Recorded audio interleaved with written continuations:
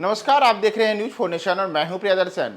बिहार के मुख्यमंत्री नीतीश कुमार भारतीय जनता पार्टी के खिलाफ विपक्ष को एकजुट करने के प्रयासों में लगे हैं और अब तो बाकायदा 12 जून को पटना में विपक्षी एकता की बैठक भी होने वाली है। खुद मुख्यमंत्री नीतीश कुमार ने इसकी घोषणा की है कि 12 जून को पटना में विपक्ष के तमाम दलों की बैठक होगी।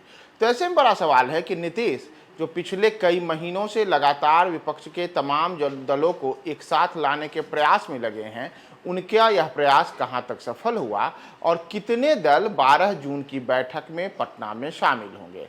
तो दरअसल नीतीश कुमार ने कहा है, हम देश के तमाम विपक्षी दलों को एकजुट करने के प्रयास में लगे हुए हैं। भारतीय जनता पार्टी के खिलाफ एक मजबूत विपक्षी गठबंधन की तैयारी चल रही है। बहुत जल्द एक सकारात्मक परिणाम भी सामने आएगा और 12 जून को पटना में इसके लिए तमाम विपक्षी दलों की बैठक के लिए तारीख तय की गई है।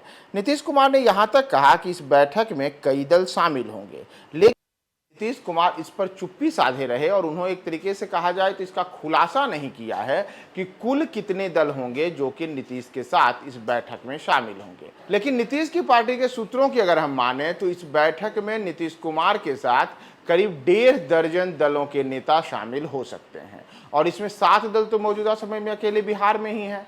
दरअसल बिहार में अगस्त 2022 में जब नीतीश ने महागठबंधन की सरकार बनाई तो इस सरकार में मौजूदा समय में कुल 7 दल शामिल हैं।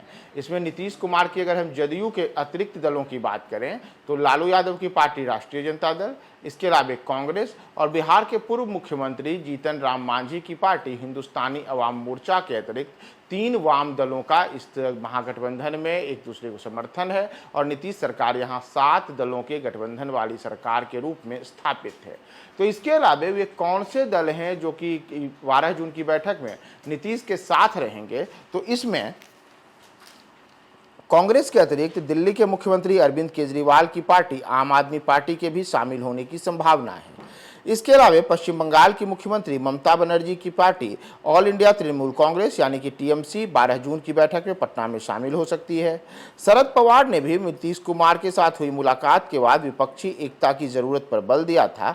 तो ऐसे में शरद पवार की पार्टी नेशनल कांग्रेस पार्टी यानी कि एनसीपी के भी पटना की बैठक में शामिल होने की संभावना है। वहीं महाराष्ट्र के पूर्व मुख्यमंत्री उद्धव ठाकरे के नेतृत्व वाली शिवसेना गुट भी इस बैठक में शामिल हो सकती है। झारखंड के मुख्यमंत्री हेमंत सोरेन से भी नीतीश कुमार ने मुलाकात की थी, तो झारखंड मुक्ति मोर्चा जो कि हेमंत सोरेन की पार्टी है वह भी इस बैठक में शामिल होने की पूरी उम्मीद जताई जा रही है। वहीं उत्तर प्रदेश के पूर्व मुख्यमंत्री अखिलेश यादव के नेतृत्व वाली समाजवादी पार्टी के भी इस बैठक में शामिल होने की संभावना है। हरियाणा के पूर्व मुख्यमंत्री ओम प्रकाश चौटाला के इंडियन नेशनल लोक दल भी इस पार्टी बैठक में शामिल हो सकती है और इंडियन नेशनल लोक दल से राज्यसभा के सदस्य जयंत चौधरी इस बैठक में अपनी पार्टी का नेतृत्व कर सकते हैं।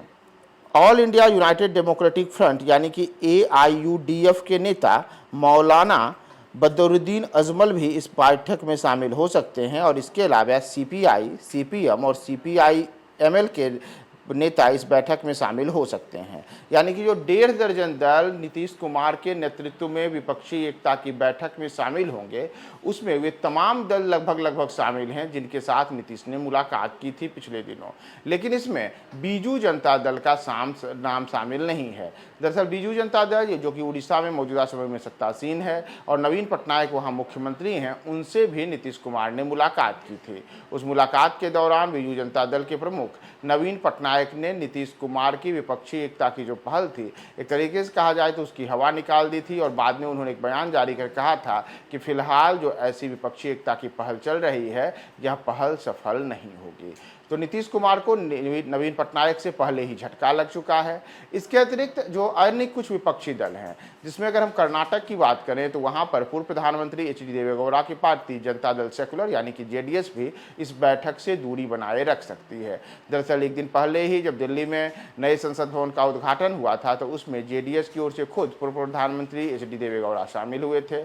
इसी तरीके से उत्तर प्रदेश से बहुजन समाजवादी पार्टी की मायावती भी इस बैठक से दूरी बनाए रख सकती है। अभी तक नीतीश कुमार की ओर से बहुजन समाज पार्टी की नेता मायावती से मुलाकात भी नहीं हुई है।